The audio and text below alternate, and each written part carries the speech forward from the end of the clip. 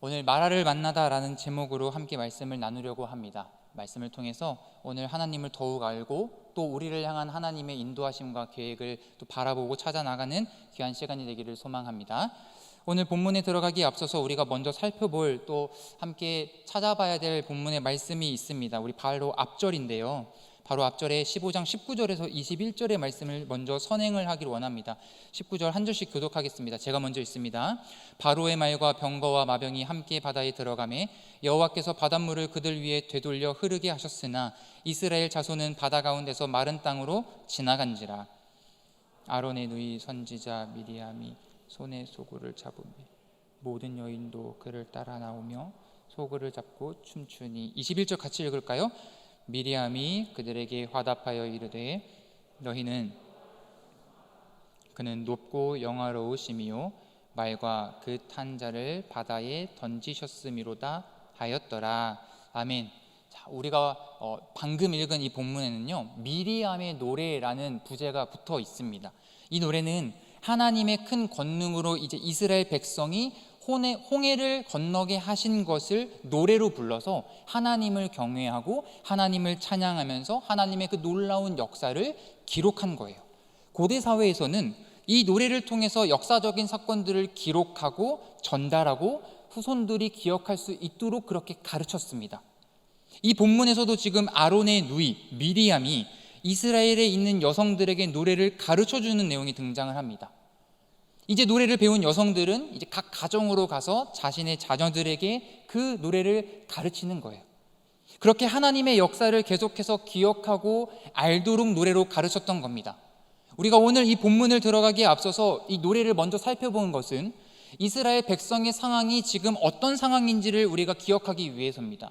지금 이스라엘 백성은요, 홍해를 건넌 바로 직후였습니다. 이 노래는 그래서 홍해를 건너서 부르는 승전과 같은 노래입니다.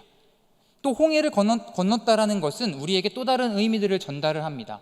그것은 아직 출애굽의 목표가 완성되지 않았다라는 거예요. 무슨 얘기냐면요, 여러분, 모세가 애굽에서 바로 왕에게 찾아가서 제일 먼저 요구했던 것이 뭔지 아십니까? 기억나세요? 바로에게 무엇을 요구했죠? 이스라엘 백성을 놓아달라, 그렇게 요구했습니다. 근데 무엇을 위해서 놓아달라고 했습니까? 광야에서 하나님을 예배하도록 하기 위해서 놓아달라고 했어요. 그들이 원하는 대로 이스라엘 백성은 지금 출애굽을 했거든요.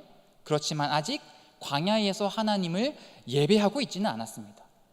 하나님께서는 이스라엘 백성을 통해 예배받기를 원하셨습니다. 그래서 출애굽기 40장 마지막에 어떻게 마무리가 되냐면 시내 광야에서 하나님을 예배하는 성막이 완성이 되고 봉헌식을 올리는 이야기로 출애굽기는 마무리가 됩니다. 이제 막 이스라엘 백성은 홍해를 건너지 않았습니까? 그렇기 때문에 이들은 이제 시내 광야로 이동하면서 하나님을 예배하는 여정으로 나아가는 일만 남은 거예요. 세 번째는 이스라엘 백성이 홍해를 건넜다라는 것은 출애굽을 한 것이지만 그렇다고 이 출애굽기의 성경의 말씀이 아직 끝나지 않았다는 사실입니다. 출애굽기라는 단어는 엑소더스라고 그래가지고 헬라어에 온 단어인데 합성어입니다. 그러니까 밖으로라고 하는 접두어 엑스라는 단어와 길이라고 하는 의미의 단어 호도스가 합쳐진 단어예요. 그러니까 이 두 단어를 합치면은 출구, 탈출, 이러한 의미를 가지고 있다는 거죠. 이스라엘 백성은 지금 이집트를 나와서 홍해를 건너 광야로 나왔으니까 문자 그대로 보면은 출애굽을 완성한 거 아닙니까? 그렇다면 15장 21절 이 미리암의 노래로 출애굽기는 끝이 났어야 하는 게 맞겠죠. 그런데 아직 이 출애굽기의 말씀이 이 이야기가 끝나지 않았다라는 것입니다. 그 이유는 이스라엘 백성이 지금 이집트에서는 나왔지만 아직 탈출해야 할 것이 남아 있었다라는 거예요. 이스라엘 백성은 무엇으로부터 탈출하고 어디를 향해 나아갔어야만 하는 걸까요? 이 질문의 답을 찾기 위해 이스라엘 백성의 출애굽기 이야기는 아직 끝나지 않았다라는 것입니다. 이스라엘 백성은 이집트의 노예 생활로부터 탈출한 것만이 아니라 하나님의 백성으로 나아가야만 했습니다. 아직 이스라엘 백성은 그 노예로 살아왔던 옛 습관들을 버리지 못했어요. 지금 몸만 탈출한 것이지 그들은 여전히 노예의 습관, 삶의 방식에서 벗어나지 못하고 있었던 것입니다. 또한 아직 하나님에 대해서도 올바르게 알지를 못했습니다. 하나님을 어떻게 예배해야 하는지도 몰랐고요. 그리고 하나님의 임재를 경험할 준비도 되어 있지 않았습니다. 이 세 가지 사전 지식을 안 상태에서 우리가 오늘 메인 본문으로 들어가 보도록 하겠습니다. 이스라엘 백성은 이제 애굽을 탈출하면 이제 모든 것이 좋을 것이라고 생각을 했습니다. 하지만 이스라엘 백성이 이제 그 앞에서 무엇이 이제 펼쳐집니까? 광야의 여정이 펼쳐집니다. 광야는 어떤 곳이죠? 사람이 살 수 없는 곳, 먹을 것과 마실 것이 없고 황폐하고 버려진 땅이 바로 광야입니다. 그렇다면 왜 하나님은 이스라엘 백성을 광야로 인도하셨을까요? 과연 그 안에 담겨진 하나님의 뜻은 무엇이었을까요?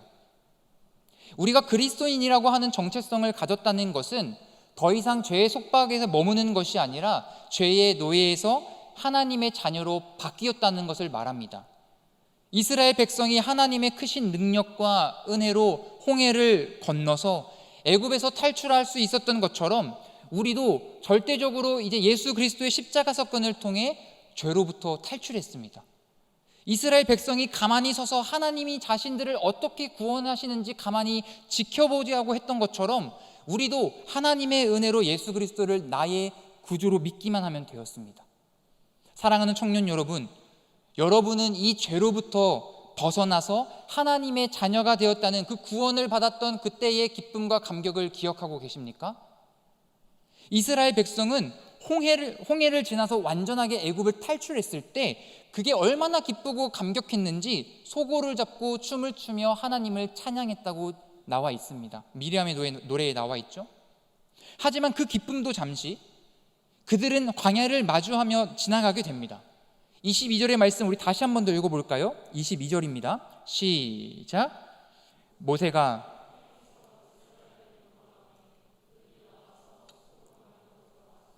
거기서 사흘 길을 걸었으나 물을 얻지 못하고. 자, 이스라엘 백성이 이제 홍해에서 나와 광야에서의 여정이 지금 3일째가 되었습니다. 그런데 그 3일간의 여정에서 물을 구하지 못하는 상황을 만나게 된 거예요. 우리의 모습도 한번 돌아봅시다. 우리가 주님의 은혜로 구원을 받고 새 사람이 되었을 때 우리는 하나님의 자녀로 이 세상의 모든 것을 넉넉히 이길 수 있을 것 같고 또 감사함으로 살아갈 그러한 자신감이 있지 않았습니까? 근데 지금은 어떠세요? 여러분 지금의 삶은 어떠세요? 지금 여러분의 여정이 광야의 길과 같고 물을 얻지 못하는 것 같은 상황 가운데 놓여 있지는 않습니까? 사람이 물을 마시지 않고 버틸 수 있는 시간은 개인의 체력과 상황에 따라 다 다르겠지만 평균적으로 3일을 버틸 수 있다고 합니다. 생명체가 살 수 있는 가장 필수적인 조건이 공기와 물이잖아요. 지금 이스라엘 백성은 그 절대적으로 필요한 물이 없는 상황이었습니다. 이스라엘 백성뿐만 아니라 그들과 함께하고 있는 가축들에게도 물은 반드시 필요했습니다. 이때 이스라엘 백성이 이룬 곳이 어디라고요? 마라입니다. 마라에는 물이 있었어요. 이들이 물을 찾았을 때 얼마나 기뻤겠습니까? 그런데 기대가 크면 실망감도 큰 것처럼 그곳에서의 물은 너무나 써서 마실 수가 없었다고 합니다. 그래서 이스라엘 백성은 그곳의 이름을 마라라고 불렀습니다. 마라는 쓰다라는 의미를 가지고 있어요. 가장 물이 필요한 때에 쓴 물을 만난 이스라엘 백성의 그 두려움과 그 실망감, 그 결과가 어떻게 나타났냐면 24절에 나와 있습니다. 24절, 백성이 모세에게 원망하여 이르되 우리가 무엇을 마실까 하매. 원망과 불평의 모습으로 나타났습니다. 지금 이스라엘 백성은 모세를 향해서 원망하고 있는 것처럼 보이지만 사실 이 원망과 불평은 하나님께 향한 불평이기도 했습니다. 왜냐하면 이스라엘 백성도 이제 자신들을 인도하신 분이 누구인지 분명히 알고 있었기 때문이에요. 구름 기둥과 불 기둥으로 그들을 보호해 주시고 인도해 주신 분이 하나님이라는 사실은 그들이 모르지 않았습니다. 우리도 우리의 인생길을 인도하시는 분이 누구인지 명확하게 알고 있지 않습니까? 잠언 16장 9절의 말씀 이렇게 고백하죠. 사람이 마음으로 자기의 길을 계획할지라도 그의 걸음을 인도하시는 이는 여호와시니라. 아멘. 여호와 하나님께서 우리의 걸음을 인도하신다는 것을 잘 알고 있습니다. 그런데 우리는 광야의 인생길을 걷다가 이 마라를 만나면 어떻게 해요? 하나님께 불평을 합니다. 인생의 쓴맛을 만나면 하나님께 가장 먼저 불평하는 것이 바로 우리 인간입니다. 하나님, 여기까지 나를 인도하셨는데 왜 나에게 이 쓴물을 만나게 하십니까? 하나님, 여기서 대체 내가 무엇을 마셔야 됩니까? 라는 불평들이 쏟아져 나온다라는 거죠. 여러분, 이스라엘 백성이 지금 마라까지 온 길을 우리 다시 한 번 더 회상해 볼까요? 이스라엘 백성은 이제 막 홍해를 건너서 구원의 은혜를 경험했습니다. 지금 하나님을 예배하러 가는 길이에요. 광야의 길은 하나님을 알아가는 길이었습니다. 광야라는 곳은 여러분 영원히 머무는 곳이 아닙니다. 광야는 지나가야 하는 곳이에요. 이스라엘 백성이 이제 영원히 머물러야 하는 곳은 어디였습니까? 약속의 땅 가나안이었어요. 우리도 마찬가지입니다. 우리에게 찾아오는 이 광야와 같은 일들에 영원히 머물지 않을 것입니다. 그곳은 잠시 있다가 지나가야 하는 곳이에요.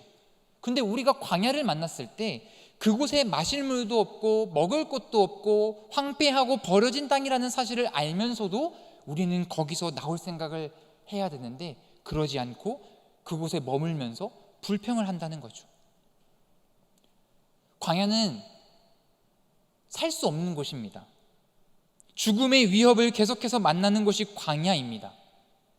애굽을 탈출한 이스라엘 백성이 약속의 땅 가나안으로 들어가려면 반드시 이 광야를 지나가야만 했습니다. 그곳에 보내신 하나님의 뜻이 있었어요. 그런데 여기서 우리는 하나님이 이 이스라엘 백성을 광야로 인도하셨다라는 것만 생각을 합니다. 다시 얘기해 볼게요. 우리는 하나님이 이스라엘 백성을 광야로 인도하셨다는 것만 생각한다는 거예요. 잘 들어보세요. 이스라엘 백성을 광야로 보내신 것은 하나님이십니다. 광야로 보내신 이유는 이스라엘 백성이 이제 하나님의 백성으로 온전하게 자라가게 하기 위해서 그 광야를 허락하셨던 겁니다. 그런데 우리는 여기서 하나님이 이스라엘 백성을 광야로 인도하셨다라는 것만 생각하기 쉽다는 거예요. 그럼 어떻게 생각해야 되느냐? 하나님이 이스라엘 백성을 광야로 인도하시는 것뿐만 아니라 광야에서 인도하실 분도 하나님이라는 사실을 우리가 기억해야 한다는 거예요. 이스라엘 백성을 그냥 광야에 머물게 하기 위해서 광야로 보내신 게 아니란 말입니다. 여러분, 이 세상의 모든 영역에서 광야가 없는 곳은 없습니다. 우리 모두는 광야에서 살아가고 있다고 해도 틀린 말이 아니에요. 우리의 인생은 광야를 지나가는 인생이기 때문에 단 한 명도 예외 없이 이 광야를 만날 수밖에 없습니다. 그런데 이 광야를 허락하신 분이 하나님이면 그 광야에서 인도하실 분도 바로 우리 하나님 아버지라는 사실이 우리에게 나타나는 하나님의 놀라운 사랑과 은혜라는 거예요. 하나님의 인도하심은 이 홍해를 가르시고 피할 길을 만들어 물이 있는 마라로 인도하셨습니다. 그러면 여기서 우리가 질문이 생깁니다. 지금 물이 써서 마실 수 없는 상황인데 오히려 마라를 만나게 하신 것은 하나님이 광야로 인도해 주셨지만 오히려 두려움과 실망감을 주는 것 아니냐라는 질문들이 생기는 거예요. 여러분, 마라를 지나서 이제 오늘 본문 27절을 보면 너무나 환상적인 장소를 만나게 됩니다. 엘림이라는 곳인데 12개의 샘과 70그루의 종려나무가 있는 오아시스와 같은 곳이에요. 그러면 하나님은 처음부터 엘림으로 인도해 주시면 되지 왜 이스라엘 백성을 마라로 인도하셨을까요? 우리가 마라에서 일어난 일을 통해서 하나님의 뜻과 그 마음을 한번 살펴보기를 원합니다. 이스라엘 백성은 지금 처음 마라를 만났을 때 물을 찾았다라는 이유로 아마 모두 안도했을 겁니다. 그런데 곧 실망감과 큰 두려움이 몰려오죠. 물이 써서 마실 수가 없었던 거예요. 이스라엘 백성들은 불평하기 시작했습니다. 우리가 지금 마라에서 이스라엘 백성의 상태를 확인할 수 있는 것은요, 아직 그들이 살만했다라는 거예요. 그들은 아직 살만한 상태였습니다. 만약 이스라엘 백성이 정말 이 타는 갈증으로 거의 죽을 지경이었다면 아무리 물이 썼다고 하더라도 마시지 않았을까요? 지금 당장 죽게 생겼는데 물맛이 뭐가 그렇게 중요하겠습니까? 그리고 성경은 분명히 물을 마실 수 없는 이유에 대해서 설명해 줬어요. 마시면 위험한 물이 아니라 이 물이 쓴 물이기 때문에 마실 수 없다라고 그렇게 성경에서 기록하고 있습니다. 정말 죽을 만큼 목이 마른 상태였다면 물이 아무리 써도 이스라엘 백성은 그 물을 마시지 않았을까요? 마라에서 일어난 일을 통해 알 수 있는 두 번째 사실은 마라는 하나님이 이스라엘 백성을 시험하는 장소였다라는 거예요. 25절에 이렇게 기록하고 있습니다. 우리 같이 읽어봅시다. 시작. 모세가 여호와께 부르짖었더니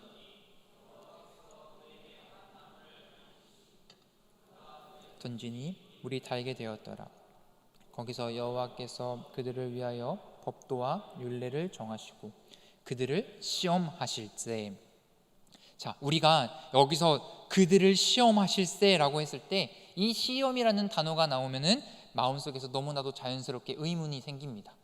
그냥 쉽게 마실 물을 주시면 안 되는 걸까요? 라는 거죠. 여러분, 근데 이렇게 생각해 보세요.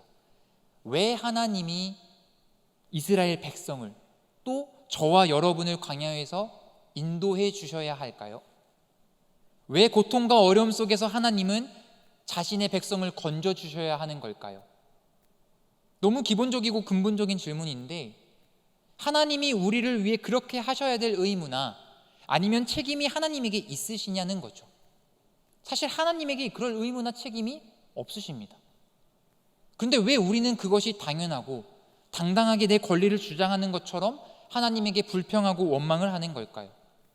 하나님이 우리에게 큰 빚을 지신 것도 아니고 우리가 하나님에게 큰 은혜를 베푼 것도 아니잖아요. 오히려 반대죠. 죄로 가득한 이 세상에 방치되었던 우리를 값없이 사랑하시고 하나님의 자녀로 삼아주시고 구원해 주시고 인도해 주셨습니다. 그런데 왜 우리는 매번 이런 말도 안 되는 행동, 요구들을 하는 걸까요? 물에 빠진 사람을 건져줬더니 보따리 내놓으라는 식의 투정 부리는 것, 우리의 지금 현재의 모습 아닙니까? 그럼에도 오늘 말씀을 보면 하나님은 불평하는 이 이스라엘 백성을 정죄하지 않으신다는 거예요. 왜냐하면 그 시험의 목적이 이스라엘 백성으로 하여금 이제 앞으로 지나가야 될 그 광야의 길에서 하나님을 믿고 순종하도록 하기 위함이었기 때문입니다. 이제 이스라엘 백성은 약속의 땅에 들어가기까지 광야를 지나가야 했습니다. 그렇기 때문에 하나님은 이 마라에서 어떻게 하면 광야를 지나갈 수 있을지 그 방법을 알려주시기 위해서 마라를 시험하는 장소로 정하셨다는 거예요. 사랑하는 청년 여러분, 우리의 인생길에서 마라를 만나면 그 순간 우리는 감사해 할 수 있어야 됩니다. 왜냐하면 그 장소가 우리의 시선을 하나님께 고정시키기 위한 장소이기 때문이에요. 마라가 하나님의 은혜를 경험하게 하는 장소이기 때문에 그렇습니다. 모세는 하나님의 명령으로 나뭇가지를 물에 던졌습니다. 그러자 모세의 순종으로 쓴 물이 단물로 변했어요. 여기서 우리는 그 물에 던진 나뭇가지에 집중하지 않겠습니다. 우리는 이해되지 않는 그 상황 가운데 하나님의 명령을 그대로 순종한 모세의 모습을 집중해야 합니다. 이러한 모세의 온전한 순종이 바로 광야를 지나면서 마라를 만나게 하신 하나님의 뜻과 계획이었던 거예요. 이스라엘 백성에게 마라를 만나게 하신 하나님의 뜻은 완전한 순종을 지금 원하셨다라는 것입니다. 26절의 말씀입니다. 같이 읽어봅시다. 시작. 이르시되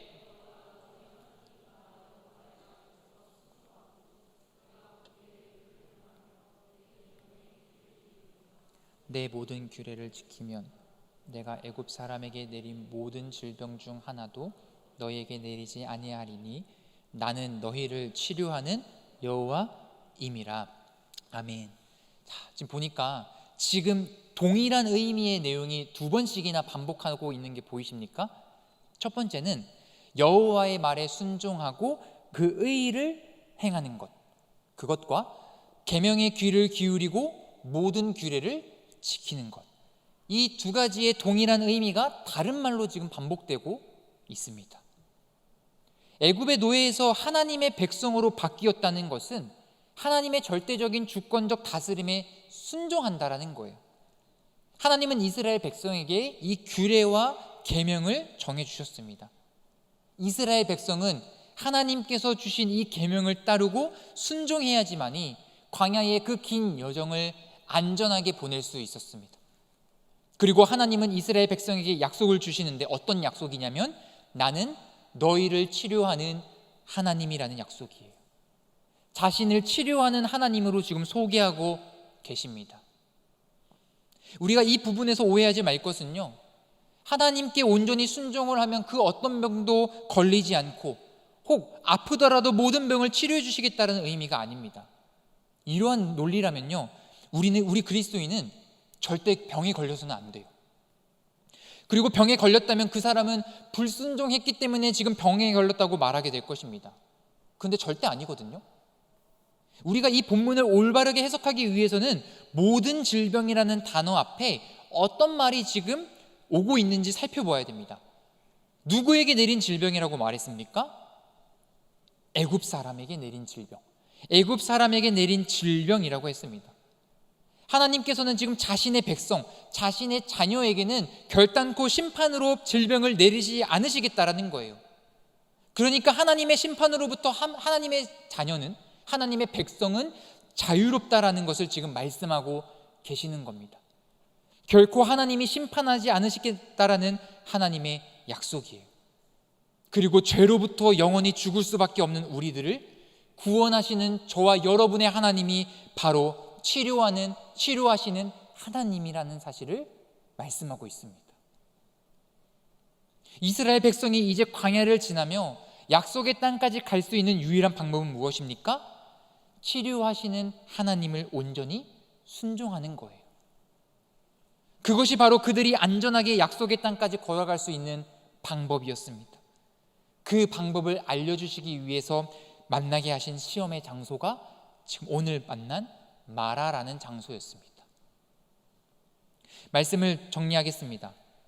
애굽의 노예였던 이스라엘 백성이 애굽을 탈출하고 이제 홍해를 건너서 하나님의 백성이 되었던 것처럼 우리 모두는 하나님의 은혜와 예수 그리스도의 십자가를 통해서 죄의 속박, 죄의 노예로부터 벗어나 하나님의 자녀가 되었습니다. 하지만 약속의 땅에 들어가려면 반드시 광야를 지나가야 합니다. 광야는 척박하고 황폐한 땅이기에 고통과 위험이 늘 존재하는 거예요. 이 세상에 어느 누구도 예외 없이 광야의 인생길을 지나가야 됩니다. 그러나 우리 그리스도인들에게는요, 하나님이 광야길에서 우리를 인도하심을 믿습니다.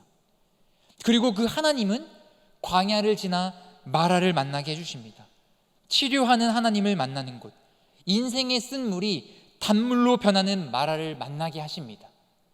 세상의 눈에는 이곳이 상처가 있고 시험의 장소고 고난의 장소고 아픔의 장소일지 모르겠지만 하나님을 바라보고 그 뜻을 구하는 그리스도인들에게는요, 바로 그곳이 치료를 받고 구원을 받고 생명의 물을 공급받는 곳임을 믿습니다. 사랑하는 청년 여러분, 여러분은 지금 광야를 어디를 지나고 계십니까? 그곳이 마라일 수도 있고요, 또 엘림일 수도 있습니다. 그러나 그 모든 길을 인도하시는 분은 우리 치료하시는 하나님이심을 믿으시길 바랍니다. 하나님이 약속해 주신 그 땅에 들어가기까지 쓴물이 단물이 되는 그 마라에서의 순종과 믿음을 붙잡고 이번 한 주를 주님이 주시는 마음을 따라 걸어나가는 저와 여러분이 되길 주님의 이름으로 축복합니다. 아멘.